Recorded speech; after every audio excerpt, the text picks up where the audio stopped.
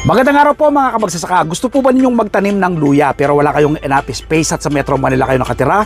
Sa mga bote po ng mineral water ay pwede naman. Tulad po ng aking ginagawang pagtatanim.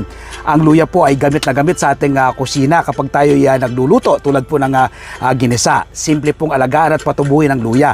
Itinatanim po, pumigtas lang po kayo ng ganito kalaki sa luya na meron kayo ngayon sa inyong kusina. Ibaon nyo lang po sa lupa. Titingnan nyo po yung maraming nodes, itong nodes na ito. Ibaon nyo po yun sa lupa.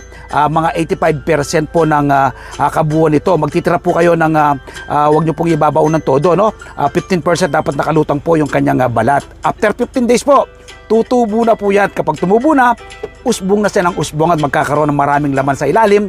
Hindi na po kayo bibili ng luya. Nawa po sa mga susunod na araw at linggo at buwan, may tanim rin po kayo ng luya. Salamat po!